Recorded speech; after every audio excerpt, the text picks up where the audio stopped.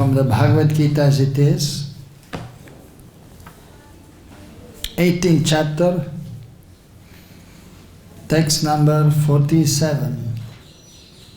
śreyān sva-dharmo viguṇaḥ para-dharmāt sva-anuṣṭhitāt svabhāva-niyatam karma kurvan nāpnoti kilbiṣam śreyān better sva-dharma of one's own occupation viguṇaḥ imperfectly performed para-dharmāt than another's occupation sva-anuṣṭhitāt perfectly done svabhāva-niyatam prescribed according to one's nature karma work kurvan performing never āpnoti achieves kilbiṣam sinful reactions. Translation purport by His Divine Grace Srila A.C. Bhaktivedanta Swami Srila Prabhupada. Srila Prabhupada ki! Yay. Translation. It is better to engage in one's own occupation, even though one may perform it imperfectly, than to accept another's occupation and perform it perfectly. Duties prescribed according to one's nature are never affected by sinful reactions. Purport. One's occupational duty is prescribed in Bhagavad-gītā. As already discussed in previous verses, the duties of a brāhmaṇa, kṣatriya, vaiśya and śūdra are prescribed according to their particular modes of nature. One should not imitate another's duty. A man who is by nature attracted to the kind of work done by śūdras should not artificially claim to be a brāhmana, although he may have been born in a brāhmana family. In this way, one should work according to one's own nature.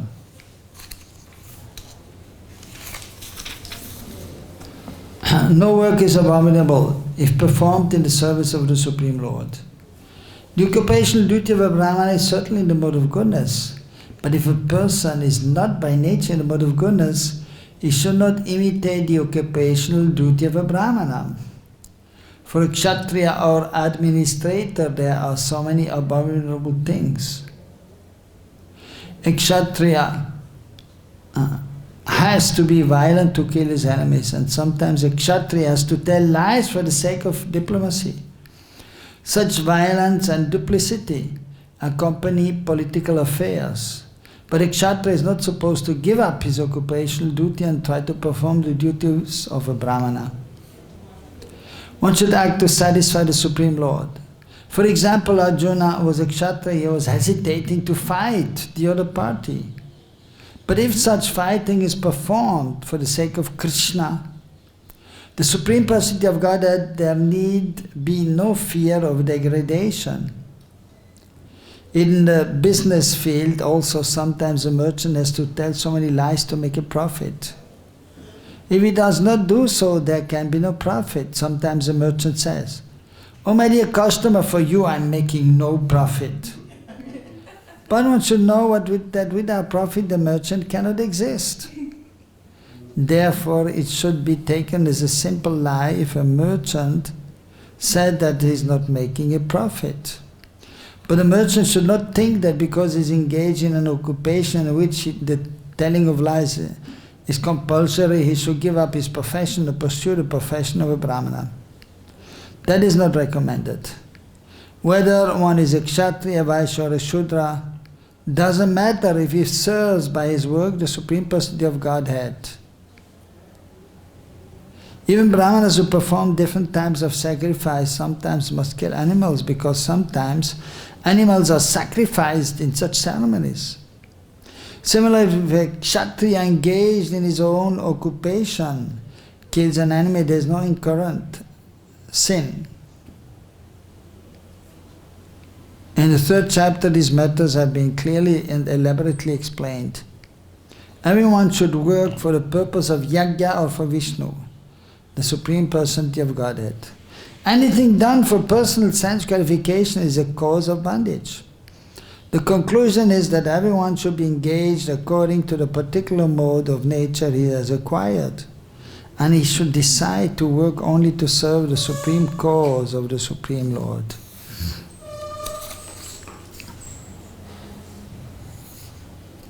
Om ajñānatimidandasya jnānanjana salakaya chakṣuranmilitam yenam tasmai Sri Gurave Namaha.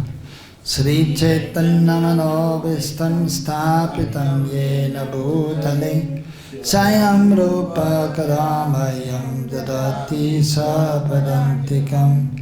Vandeham Sri Guru Sri Yuta Padakamalam Sri Gurun Vaishnavamscha Sri Rupam Sagrajatam Sahagana Raghunatanvitam Tam Sajivam Sadaitam Savadutam Parjana Saitam Krishna Chaitanya Devam Sri Radha Krishna Padan Sahagana Lalita Sri Vishakanvitamscha. He Krishna Karuna Sindhu Dina Bandhu Jagatpate Gopesha Gopika Kanta Radha Kanta Namaste Tatta Kanchana Gaurangi Radhe Vrindavaneshari Vrishabhanusuti Devi Pranamami Hare Priya Panchakalpatarubhyascha Kripa Sindhu Bhyevacha Paditanam pavanebhyo vaishnavebhyo namo namaha. Sri Krishna Chaitanya Prabhu Nityananda Sri Advaita Gadadhara Shivasadi Gaura Bhaktavrinda. Hare Krishna Krishna Krishna Hare Hare Hare Rama Rama Rama Hare Hare. śreyān sa-dharmo viguṇaḥ para-dharmāt sva-anuṣṭhitāt svabhāva-niyatam karma kurvan nāpnoti kilbiṣam.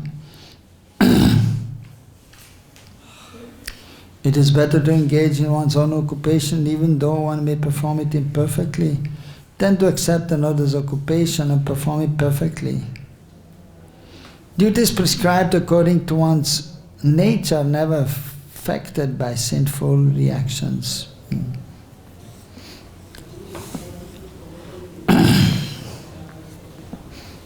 So the last verses Krishna has been speaking to Arjuna about different persons and the different modes of material nature.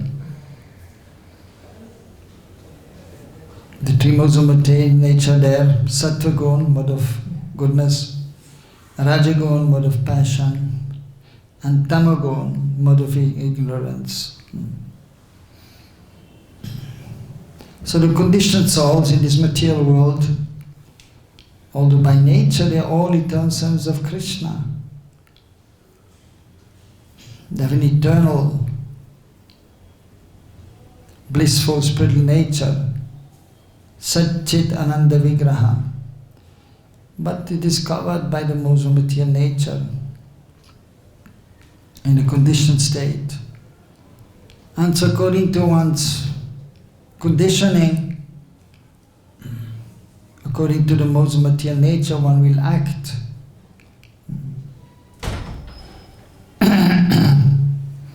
So, as practicing devotee transcendentalist, one has to try to be in the mode of goodness. One has to try to give up the mode of passion and mode of ignorance. So therefore we have to also know what are the symptoms of the mode of goodness. in regard to knowledge and in regard to one's activities also, one's nature.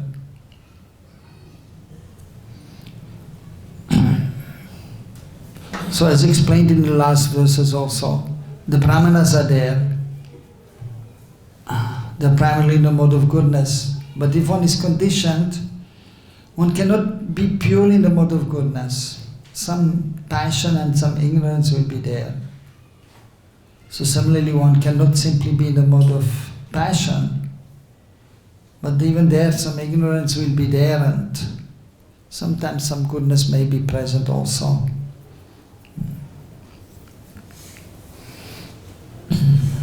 So the brahmanas, they engage in studying the scriptures, they engage in spiritual activities, they are worshipping the deities, they are performing sacrifices, fire sacrifices, and they are teaching whatever they have learned.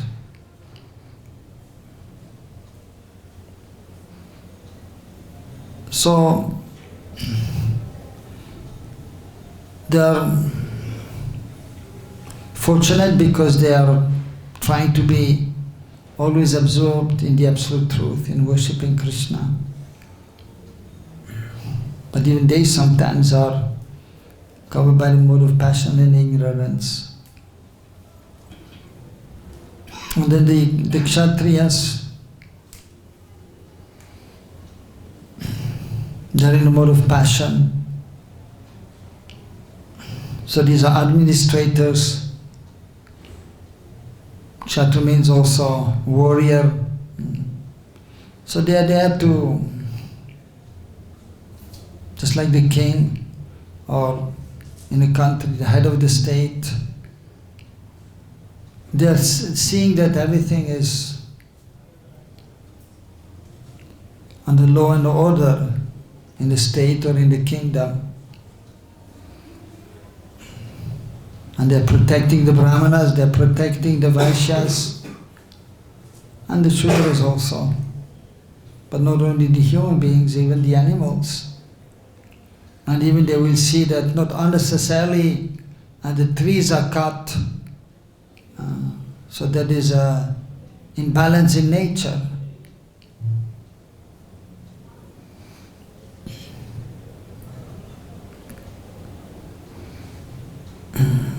And they are considered as the representatives of the Lord, the kshatriyas, the king especially.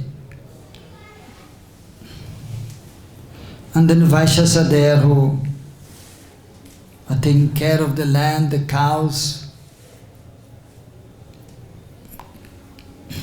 and they're doing some business also. And the śūdras are there, they are serving the upper classes, doing menial work, laborer. And just like in the material body, we have, so the head is there, the arms are there, the belly and the legs, and they're all required. So without head, then the man or woman cannot exist. And also we need the arms, and so everything is required. And although from one point of view the head is more important than the arms and the belly, but ultimately everything is important. Everyone is important. So same in the social body, in any community or society or kingdom, there's a need of the brahmanas, the kshatriya, vaiśyas and the śūdras. And they're helping each other. But Krishna should be in the center, the Supreme Lord should be in the center. And then it will be harmony, and then everyone will be peaceful, and then one can advance in spiritual life, in the understanding of one's spiritual existence. in the understanding of the Supreme Lord and our relationship with the Supreme Lord Krishna.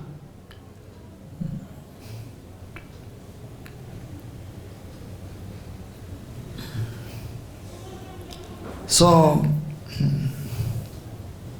knowledge has to be acquired, and it should be transcendental knowledge in order to advance in spiritual life. I mentioned the scriptures given by the authorities, the spiritual master. Of course, not everyone is immediately able to take up spiritual life, God consciousness, devotional service immediately. But those who are fortunate, those who are situated in mode of goodness, primarily they will easily adopt God consciousness, spiritual life, devotional service. Others may not be so much inclined due to being in the mode of passion and ignorance and engage in sense gratification. But some guidelines are there, some instructions, so they may gradually become also elevated. So here, in this verse, Krishna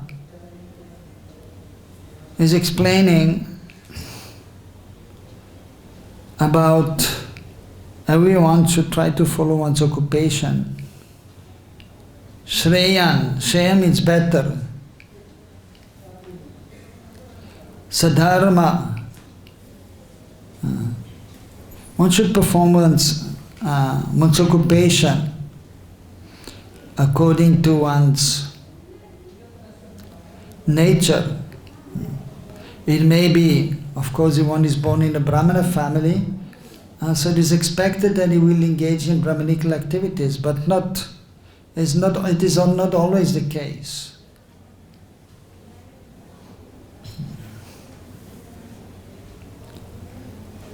So here he's saying that, Krishna is saying that one should follow one's occupation, viguṇaḥ, even if it is not done properly, imperfectly. Para-dharmāt su-anuṣṭhitāt.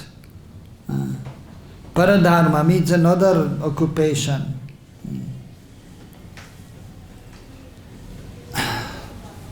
Su-anuṣṭhitāt, to do it perfectly, very nicely. So it's better to do one's occupation, for example, as a brāhmana, even if it is not done properly, rather than engage in another's occupation, even though it may be done properly. For example, as a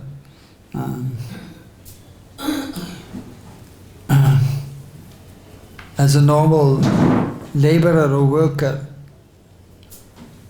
So because that will be degradation, and we can see actually that even here in Vrindavan, many times we see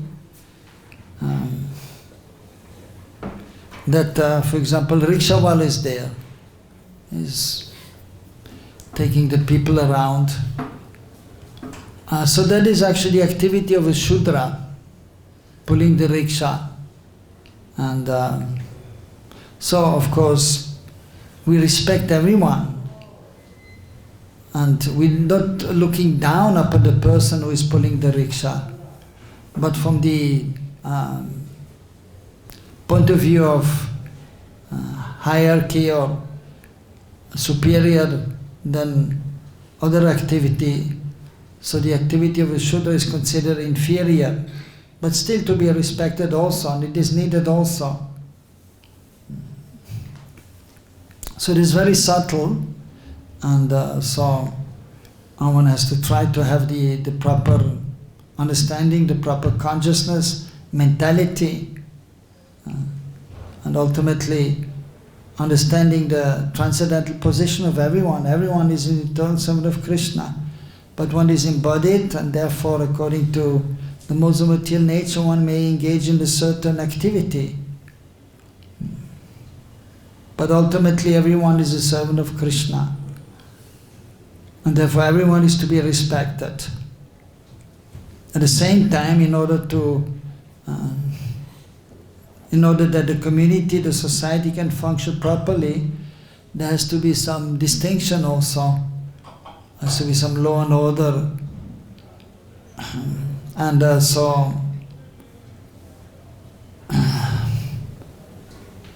those who are pulling rickshaws, so they're considered to be inferior from the point of view of the four varnas, occupational activities. And many times we see, even then, they proudly show also. We have seen many times, rickshawala is pulling the rickshaw and then showing his Brahman thread, I am a brāhmaṇa. But if he's pulling the rickshaw, he's not a brāhmaṇa. So he was born in a brāhmana family, and so in this way fortunate, but then he has not, and the nature, or is not engaged in the activity of a brāhmana. A brahman is supposed to study the scriptures, is supposed to worship the deities, perform yagyas, and then he should teach also. That is a brahmana. So if one is born in brahmana family, there are good chances that if his parents were doing this, engaging in brahminical activities, there is a chance that he may also do so. But many times, because they are overcome by the low modes of material nature, they are not doing. Or due to circumstances also. Sometimes they don't find some proper engagement and then they are forced to act in this way. But it is mentioned in the scriptures that actually a brahmana should never perform the activity of a śūdra. He should never accept a salary as a śūdra, or work just like a rickshawala, for example. So that would be too much degraded. So brahmana is the highest order, and then if he cannot do that due to the circumstances, he may act as a kṣatriya, or he may do business, or cultivate the land, and take care of the cows, and make some livelihood out of this, and then still try to also be engaged to some extent in brahminical activities, according to the scriptures. So what sometimes we see, and it is unfortunate, they may be pulling the rickshaw very nicely, which is not so difficult. So then they are perfectly doing the activity of a śūdra, but whereas as a brahmana they were maybe not so much qualified, but so that would be, as explained here by Krishna, so that one should engage in one's sva-dharma, activity of a brahmana, for example, even though one may not be able to do it perfectly. So that is better than being engaged as a rickshawala and do it very nicely. Because one should try to elevate oneself when one has a human form of life and try to become perfect. And one should be careful not to be degraded. And here, so Prabhupada is giving here the example.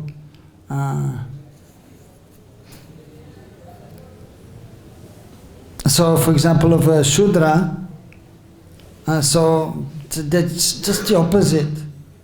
Sometimes somebody may be actually by birth or even by quality, he's like a śūdra.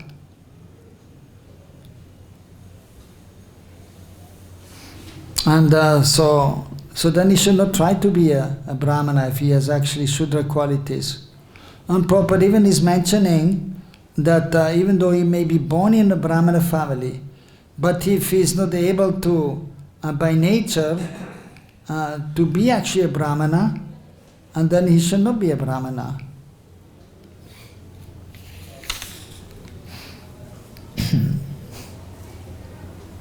But then we can see many times also, it is like this, and that, of course, even we may see even in our society that sometimes devotees, they maybe not be so brahminical, but then they want to become, for example, a pujari. Everyone wants to become pujari and go to the altar and do some deity worship and take all the nice Mahaprasada. But they may not be qualified, and we can see many times. Then they are on the altar but then they many times become angry, they fight with other pujaris and fight over the Mahaprasada. Or then, for example, they may even talk loudly in front of the deities and not deal properly with others. So then this will actually create some disturbance. And then the seva will also not go on nicely, then will be seva para there. So therefore it is mentioned here clearly by Krishna that one should not imitate another's duty, but one should do one's duty according to one's either birth or according to one's nature.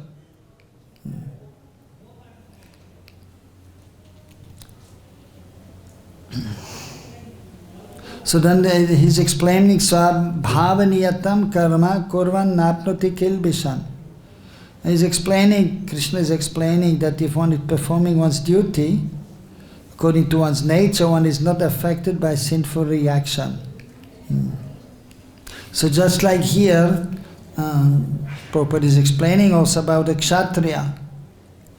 So the kṣatriya has to protect the other classes, and therefore sometimes even in order to practice his skills, that was before it was allowed that the kshatriya they could go hunting, and then also first of all to practice their skills, but also to see to the equilibrium of nature. Sometimes there are, for example, too many animals. Even you can see in the West, in Europe, so for example, so there is some people, they are also hunting their different animals. The deer, or for example, wild pig are there. And if there are too many of one species of these animals, then the government is giving also the order that now there are too many of the deer or too many of the wild pigs, and so the hunter, he can go and kill them. And then there's no sinful reaction. Otherwise, but killing is sinful. Killing another living entity. But to have the equilibrium also, and if somebody is a miscreant, for example, a murderer, somebody is murdering somebody, and then the police is there, and they have to chase the murderer, and sometimes then they have to try to catch him, and then sometimes there's a fight there, and if the police is killing the murderer, then there is no harm. Or the army is there to protect the kingdom or the country, and some other country is there trying to attack, and then the army is there to protect the country, and then there's a fight and there's a killing there, and there's no sinful reaction to such killing. But otherwise, so killing is a sinful activity. Even one must try one should avoid killing any kind of living creature, even the ant. Of course, we cannot be fanatical, and if one is walking on the street, one cannot just look down on the street and try to avoid trampling on or stepping on the ants. Because if he's doing that, then he will be just looking down, he will not see what's going around. And then the cars are there, and then he may be run over himself. So one has to see also time, place and circumstances, and one should be knowledgeable, and one should be also, of course, utility is a principle, and one has to be practical and see time, place and circumstances. Another example here is given that, which is a moral code also, Niti Shastra, what we should do, besides performing one's duty in regards to serving Krishna, Mukhya Anga, the main limbs of devotional service, chanting holy names, serving the deities, hearing Bhagavatam and so on. Then the Gona Karya there, the Gona Anga, the secondary activity following Varna ashram and so on. But then other activities also mentioned, for example, Niti Shastra, the moral codes, what we should do and what we should not do. For example, one should not lie, one should not steal. So different instructions are there. So that should be avoided as much as possible. So but then, as mentioned by Prabhupada, sometimes for the administrator, the king, or an administrator, so sometimes he has to be a little bit duplicitous, and there's no harm in that, according to scriptures, and sometimes one has to lie. And the example is given of the merchant doing business. He will say to the person who is coming to his shop to buy some items, and then he may be bargaining, oh, this is too expensive, this fruits and vegetable seller, or this 1 kilo of apple, 150 rupees. No, it's too expensive, they're not even so big, should be 120. No, for you, no profit, they're making no profit. Cheap, best price for you, cheapest. Cheap and best, no profit. But we should know he will make some profit, otherwise how we can survive. So that is allowed for the businessman to lie a little bit. That is understood. There's nothing wrong there. Or even for the administrator, sometimes Prabhupada is explaining. So even one time Prabhupada, actually there was a president here, long time ago, Prabhupada's time, and so presidents were coming and going. And Prabhupada wanted, he was a sannyasi at that time, wanted him to, he felt he was not so expert and others were complaining about him also, and Prabhupada wanted him to go and preach and then have somebody else as president. But even sometimes Prabhupada, just for practical reason, he had to be a little diplomatic.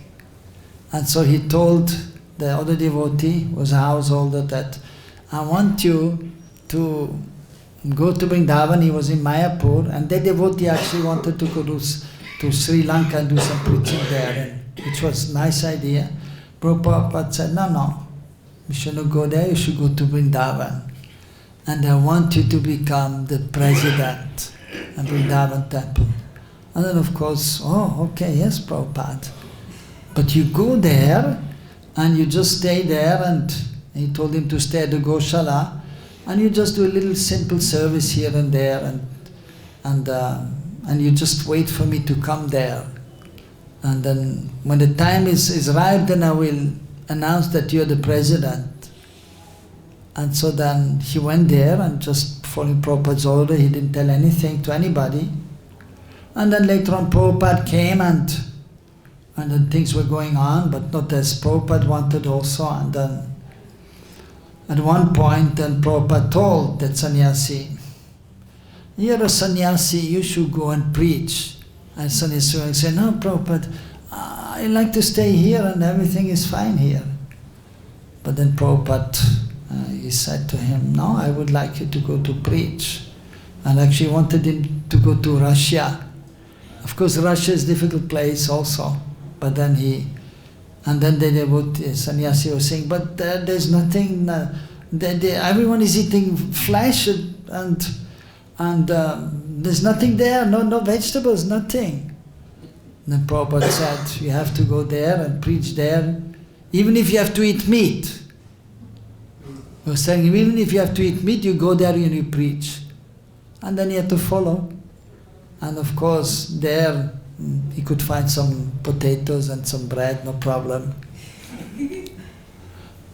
Even actually one time in this regards, Bhaktisiddhanta Prabhupada, Prabhupada's spiritual master, he wanted to invite the governor of England to Mayapur. So at that time the Englishmen were ruling, and as we know, they're all eating meat.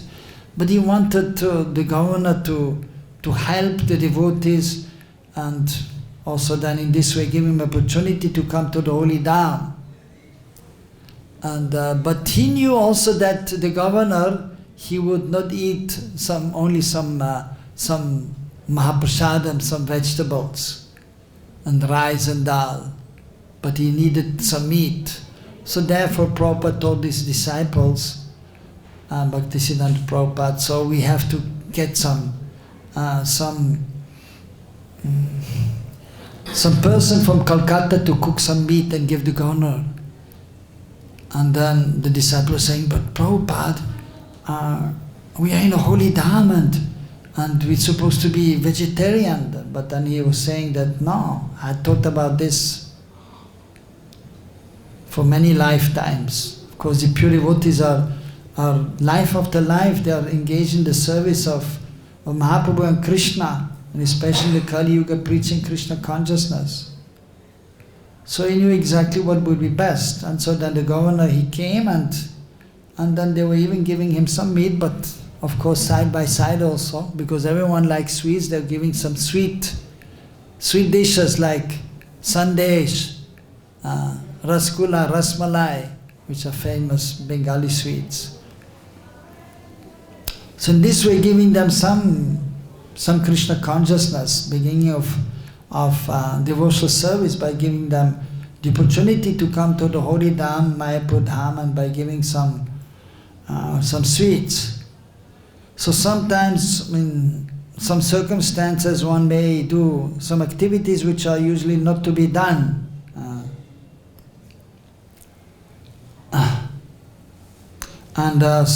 So therefore, sometimes for the administrator, or even here in this case for a preacher, so in some way he has to just try to get the people engaged in Krishna consciousness.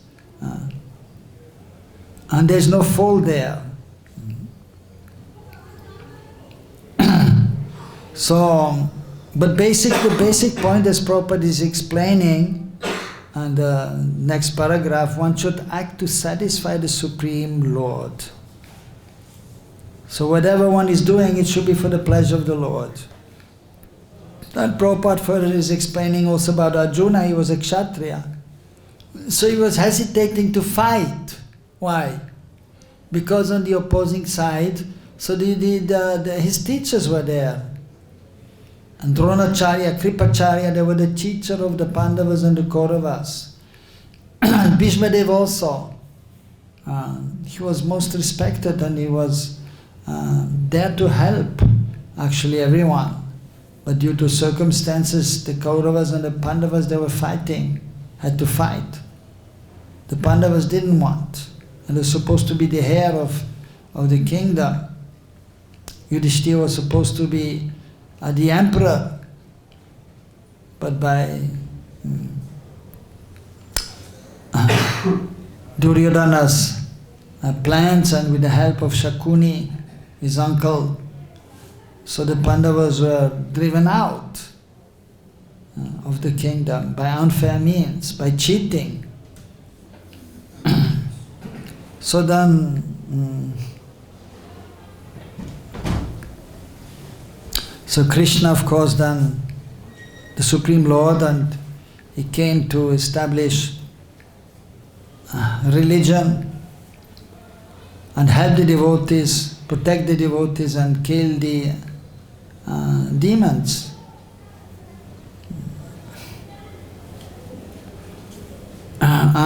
So then, just before the fight, the war,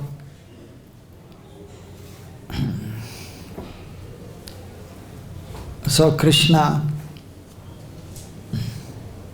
he was asked by Arjuna to bring the chariot in between so he could see who is there, and then he decided not to fight. No, I don't want to fight, because the superiors are there. How I can fight against them? We should not even, if the seniors are there, one should not even speak harshly against them. One should be very respectful. So he was hesitating to fight.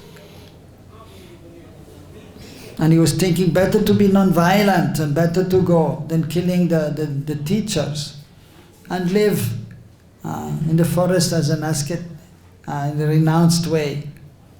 So not killing them would be better. But then Krishna was telling him, no, you should fight. You're a kṣatriya by nature, you have to fight.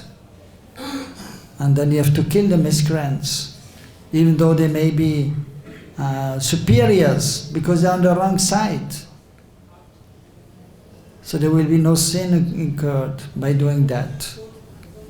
And then ultimately then he surrendered to Krishna, and he fought as Krishna desired. So everything should be done for the pleasure of the Supreme Lord. So we have to try to understand what Krishna wants from us. How we should be engaged in devotional service. Sometimes you may not know and may be wondering, what shall I do in my life? Therefore we have to take shelter of the spiritual master, the representative of Krishna, who knows what Krishna wants from us. So the spiritual master then he will help us to be properly engaged in devotional service. And always to act for Krishna's pleasure. Anyabhilashita sunyam jnana karmanavritam anukulina krishna anuṣīlanam bhaktiruttamam. So uttam bhakti, pure devotional service, is that which is performed for the pleasure of Krishna. Krishna anuṣīlanam, as Krishna likes. Without anyabhilashita sunyam. So, with no other desire for our own sense gratification, for our own pleasure, only as Krishna wants.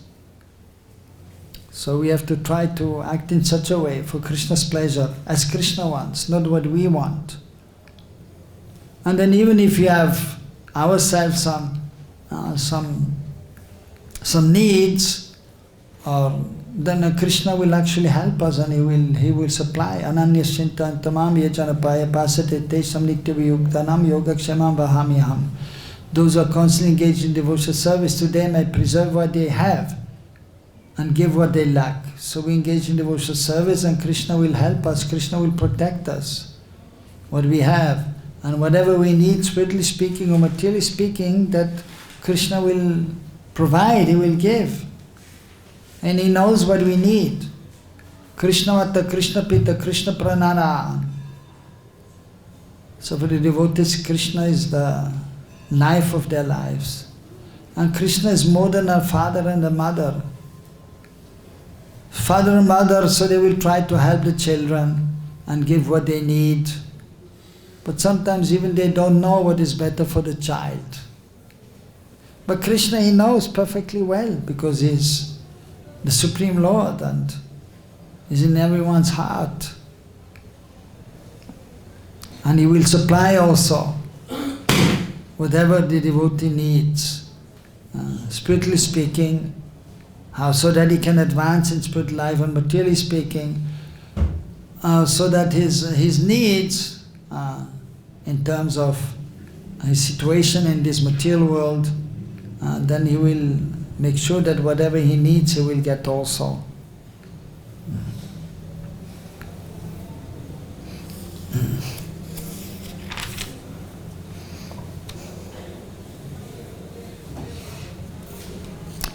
So,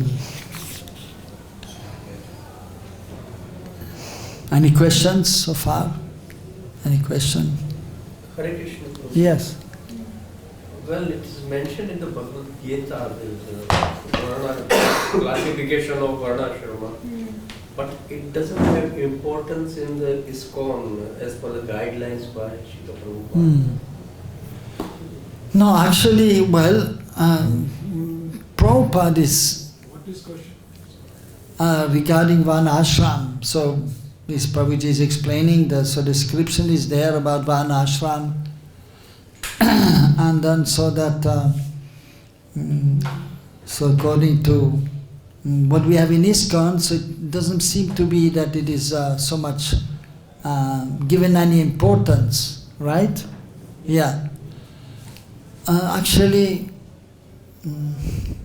Srila Prabhupada is a representative of Krishna, of Mahaprabhu, the previous acharyas.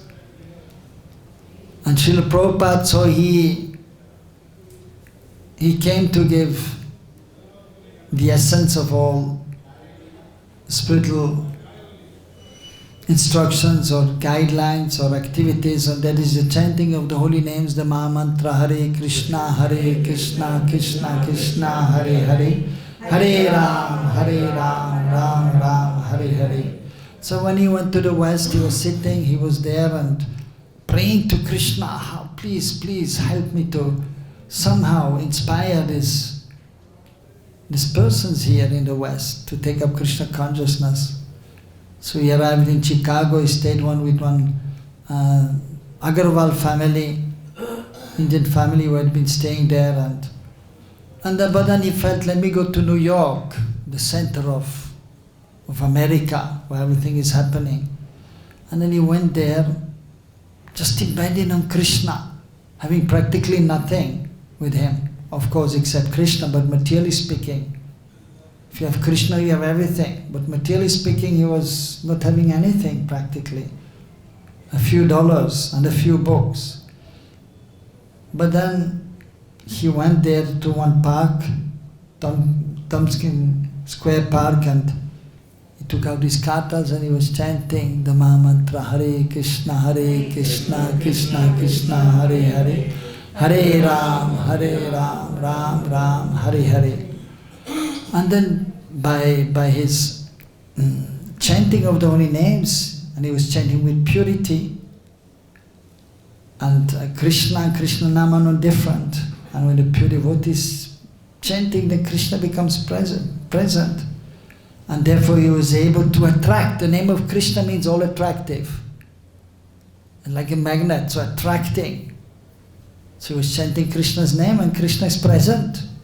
And attracting the jivas, the conditioned souls. Oh, what is this kind of chanting? What is there?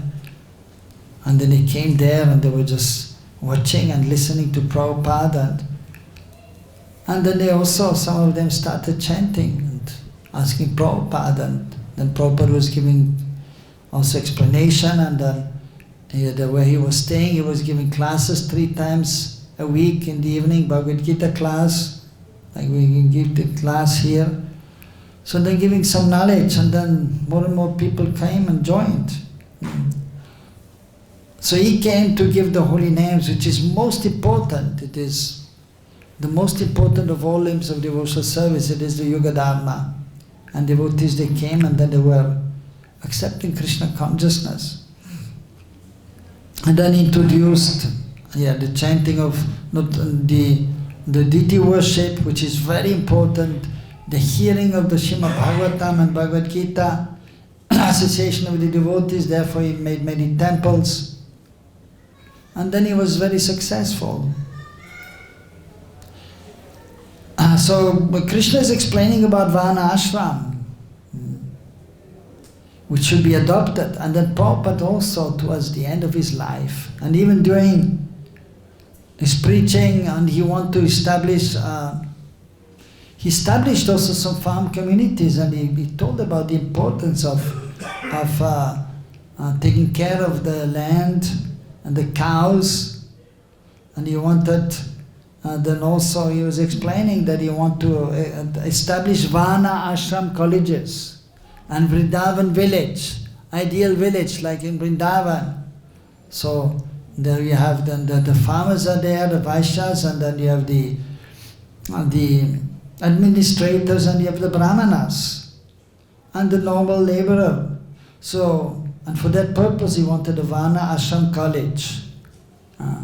That the devotees are educated according to their nature. So you can see, of course, the devotees when they are joining, first some initial training is there, bhakta program, and then you can, one with little experience, he can see the nature of a person. If one is more advanced, then he can more quickly see what is the nature of a person. This one is Brahmanically inclined, he should worship the deities. This one is inclined to do some farming or some business, so let him do that. Those who are not very intelligent, let them just work. And those who have some managerial abilities, capacities, or they should be engaged in this way. So an advanced devotee can quite quickly see the nature of a person.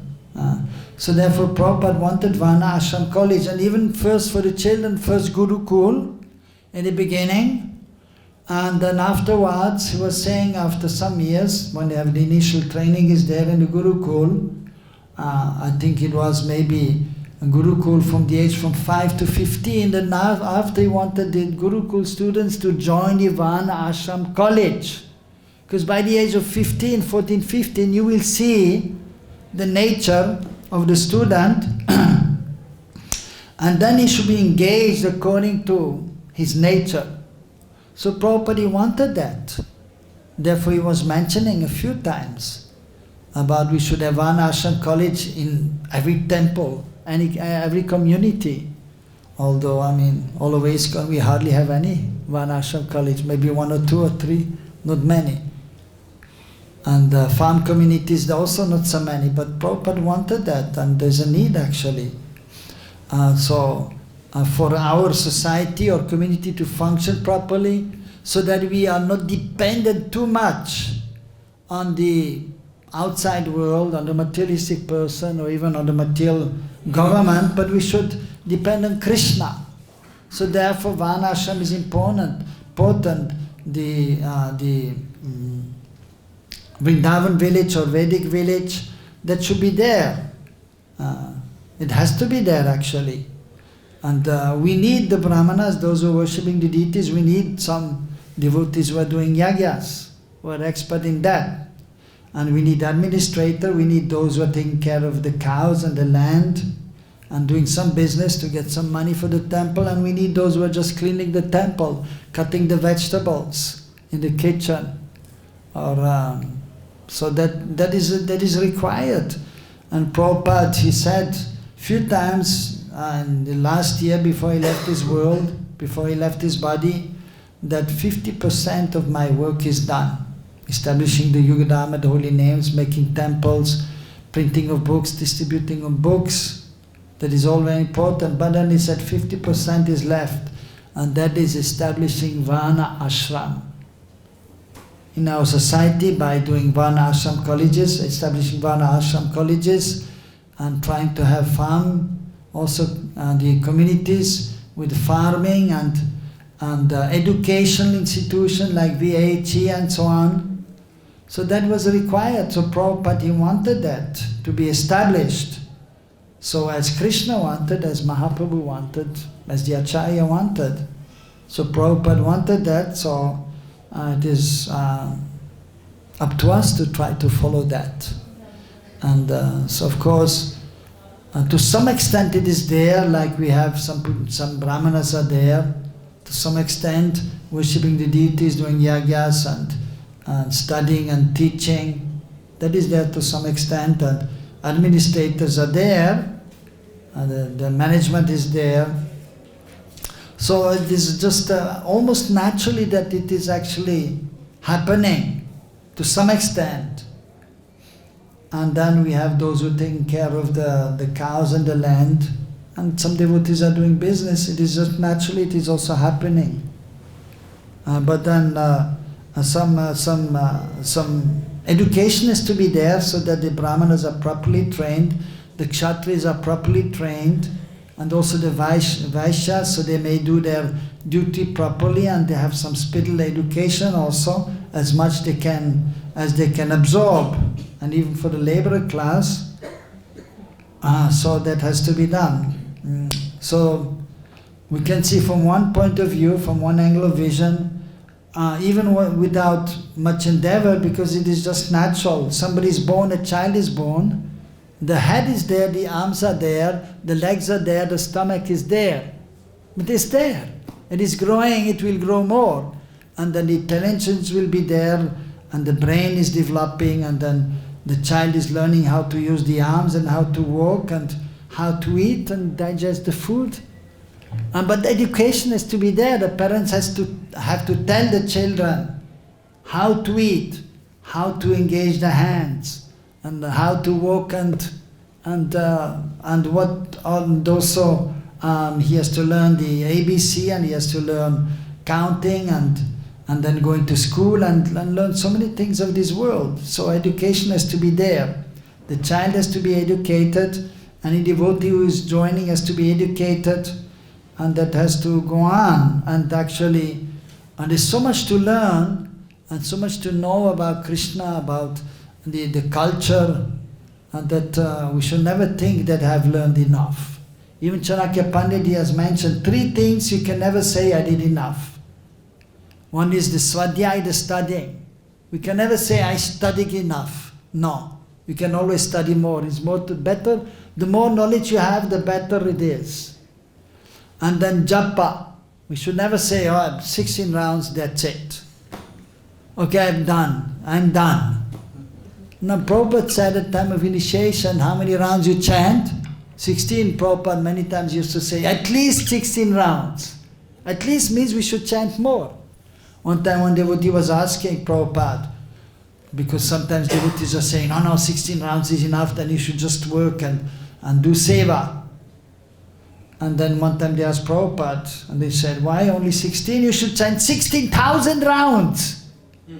Of course, just to make a point, 16 is nothing. And one point also he was saying that to his devotees in America, when he started the movement, of course, first chanting a few rounds, then 16, then one time he was saying you should try to chant 64. Chant 64. They tried and they said, Prabhupada, we cannot. Then he said 32. They tried and they said, we cannot, Prabhupada. So many rounds and then seva and... Okay, then 16, but not less. Minimum 16. We should chant more if possible. So that is there, Prabhupada, he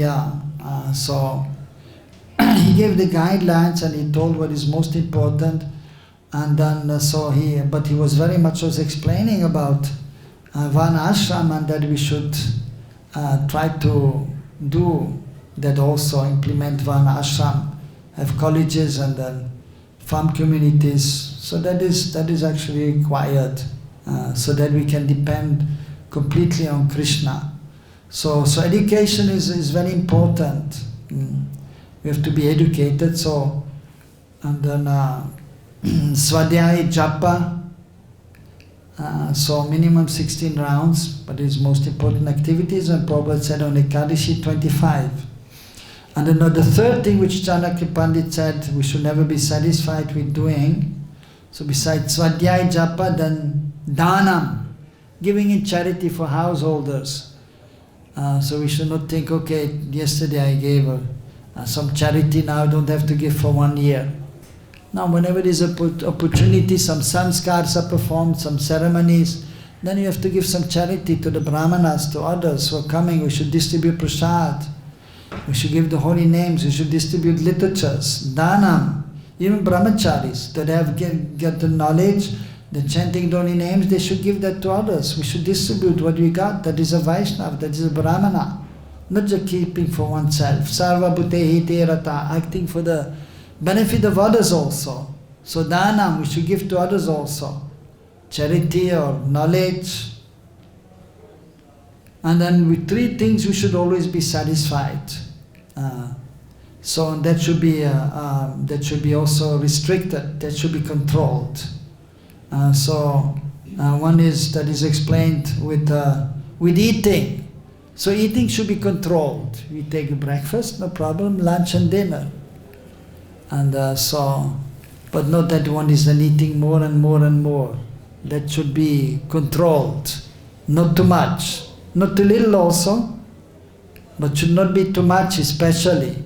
We eat, but not more and more. That has to be controlled. Better little less than too much in eating. Same with sleeping, better little less than too much. So the taking of food, that should be controlled. Better less. And so whatever we need, or whatever we easily get to eat, that we take, but we should not hanker to get more and more. Prasad. Same with wealth. So we need some wealth to live in this world as a household, even as a brahmachari. So we have some some needs are there, but we should not try to get more and more.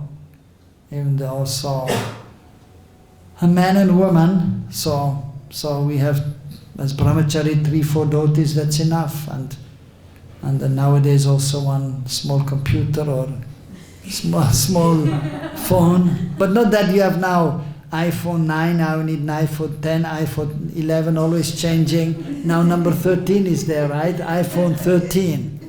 And waiting for the next one to come, and then changing. Or having 2 phones and then need new computer, 3 computer, or whatever. No, whatever. So we have to see time, place and circumstances. You may have, but you should not try to get more and more. And ladies also, you can have 5-6 saris, no problem. But not that you have 10, 15, 20, 25, 30. Of course, what? 10-15 is normal. Yeah, 10-15 is normal for the ladies, no problem. Man, 4-5 dhotis, lady, they can have a little more saris, no problem. But not that you have 15 saris, I need 20 sari. 20 now, I need 25. I need some gold ornaments. Your Mangal Sutra is there for the lady, can have some. So that is Mangal Sutra, married ladies have. And then earrings, golden earrings. And they may have some bangles also, but not that every month and they're asking a husband, I need one new necklace, I need this, I need that. Some things we can have, but should be some control should be there. So we have to understand that these things are ultimately not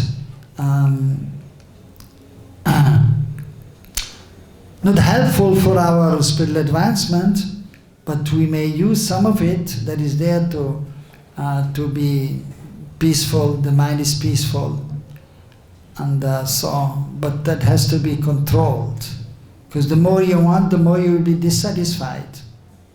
Just like you have fire, the more you put ghee, the more it will burn. So the more you will try to get things, the more you will want. So therefore this has to be controlled. And then the third thing it is mentioned, so the eating, the wealth, and the women, so the man at most he can have 1 woman. So get 1 wife, no more. So that is mentioned. So yes, we can always engage in spiritual activities, and we can chant more, we can study more, we can always give more to others. That will be helpful. So yes, so basically Prabhupada, he actually wanted to establish Vana ashram, as also Krishna is mentioning that we should follow this Vana ashram. Chaturvayan varnamaya shishtam gunakama vibhakachaha. So Krishna established that for the benefit of the conditioned souls, so they may elevate themselves. So the Vana ashram rules and regulations are there. It is helping us to be controlled, and so that we can then engage in the primary activities of devotional service, worshipping Krishna, chanting the holy names, and being absorbed in spiritual thoughts. Simple living has to be there, and then high thinking. So Vana ashram has to be there, and it is naturally there, but it has to be recognized, and it has to be also then nicely explained. So many times, again, as a devotee, sometimes devotees, they don't want to be addressed. And we should not need to address also too much, he's a śūdra. But some are doing the simple work, it is just by their nature, and some are doing the work of a manager. So it has to be there. We cannot avoid. Naturally it will be there, but then it has to be properly established, and devotees have to be properly trained. Therefore Prabhupada, he wanted Vana ashram college, and he wanted farm communities and educational institution. So that is required. So Vana ashram is very much required, and that has to be established as much as possible.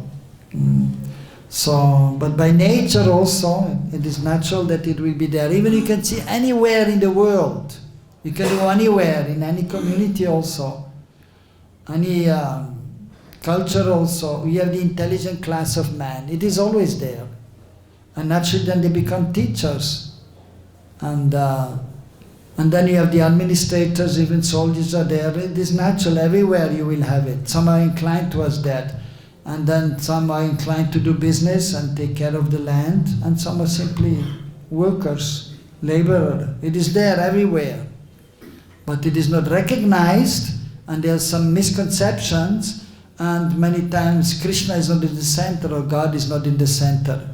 But Varnashram is, by nature it is there, it is naturally there, but it has to be recognized and it has to be perfected also by giving proper education. And Krishna must be in the center, or God must be in the center. And then it is Daivi Varnashram, and then it will help everyone to advance in spiritual life and to come to the transcendental position. And then one can satisfy the Supreme Lord. Okay?